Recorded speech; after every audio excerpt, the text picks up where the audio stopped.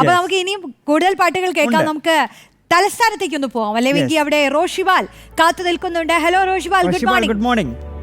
പാട്ടൊക്കെ കേൾക്കുന്നുണ്ടല്ലോ അല്ലേ? Very good morning. Okay Roshival, നമുക്ക് വാർത്തകൾ പറഞ്ഞുകൊണ്ട് തന്നെ തുടങ്ങാം. ഈ ബ്രൂവറി പദ്ധതിയുമായി സർക്കാർ മുന്നോട്ട് പോകാനുള്ള തീരുമാനം തന്നെയാണ്. അത് ഈ ഘടകകക്ഷികളുടെ എതിർപ്പിൽ 19-ാം തീയതിയിൽ LDF യോഗം നിർണായകമായിരിക്കും അല്ലേ?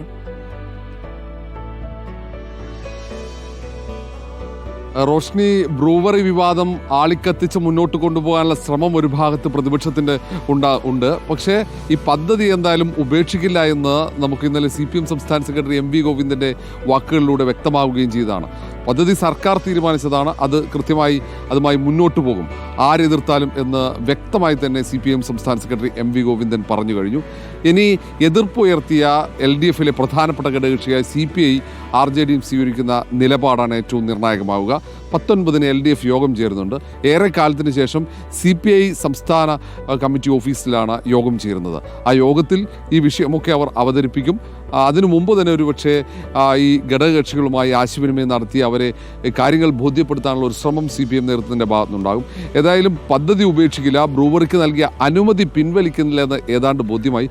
അതുകൊണ്ട് തന്നെ പ്രതിപക്ഷം ഈ വിഷയത്തിൽ കൂടുതൽ ശക്തമായ സമരത്തിലേക്ക് വരാനാണ് സാധ്യത. അതുപോലെ തന്നെ റോഷിപാൽ, നമ്മൾ എല്ലാ ദിവസവും തുടങ്ങുന്നത് തന്നെ ഇപ്പോൾ ഈ പകുതി വില തട്ടിപ്പിലാണ്. ഇപ്പോൾ ഈ തിരുവനന്തപുരത്തെന്നല്ല, മൊത്തത്തിൽ തന്നെ സംസ്ഥാനത്ത് ഈ പകുതി വില തട്ടിപ്പുമായി ബന്ധപ്പെട്ട പരാതികൾ വ്യാപകമാകുകയാണല്ലേ? ഈ മുഖ്യമന്ത്രിക്കും DGPക്കും ഒക്കെ പരാതി പ്രവാഹമാണെന്ന് കേൾക്കുന്നു. പരാതിയില്ലാത്ത ജില്ലകളേ ഇല്ല എന്നും കേൾക്കുന്നുണ്ട്. അപ്പോൾ എന്താണ് ഇതിലൊരു അവസ്ഥ? വെങ്കി, ഇത് കാസർഗോഡ് മുതൽ തിരുവനന്തപുരം വരെ എല്ലാ ജില്ലകളിലും ഈ തട്ടിപ്പ് നടന്നിട്ടുണ്ട് എന്നതാണ് യാഥാർത്ഥ്യം.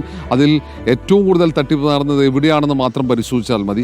തട്ടിപ്പിന് ഇരയായവരൊക്കെ അവർക്ക് പണം തിരിച്ചു കിട്ടുമെന്ന പ്രതീക്ഷയിലാണ് പോലീസിനെ സമീപിക്കുന്നത്. ആദ്യഘട്ടത്തിൽ അവർ അപമാനമാകും എന്ന് കരുതി പുറത്തേക്ക് വന്നില്ല. പിന്നീട് പണം തിരിച്ചു കിട്ടണമെങ്കിൽ പോലീസിനെ സമീപിക്കേണ്ടി വരും, നിയമ സംവിധാനങ്ങൾ ആശ്രയിക്കേണ്ടി വരുന്ന ബോധ്യത്തിൻ്റെ അടിസ്ഥാനത്തിലാണ് നേരിട്ട് പോലീസ് സ്റ്റേഷനിലേക്ക്. ഇതിൽ ഏറ്റവും വലിയ പ്രതിസന്ധിയിലായിരിക്കുന്നത് പ്രൊമോട്ടർമാരാണ്. അവർ ഇടനിലക്കാരായി അവർ ഈ പദ്ധതിയിൽ വിശ്വാസമർപ്പിച്ചുകൊണ്ട് സാധാരണക്കാരിൽ നിന്നും പണം ശേഖരിക്കുകയായിരുന്നു.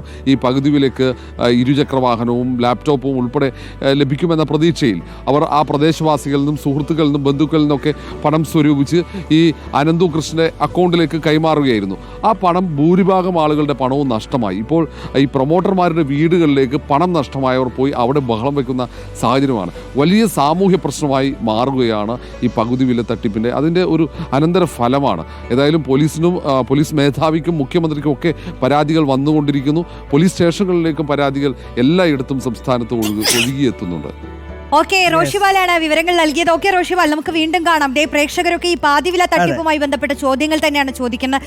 കൂടുതൽ നിങ്ങൾക്ക് അറിയണമെന്ന് നമുക്കറിയാം. ഇന്ന് 8 മണി മുതൽ നമ്മോടൊപ്പം ചേരൂ. കൃത്യമായ വിവരങ്ങൾ ഇഴകീറി പരിശോധിക്കുന്നത്, പുതിയ വിവരങ്ങളൊക്കെ ഈ പാതിവില തട്ടിപ്പിൽ ഉണ്ടായിരിക്കുന്നതാണ്.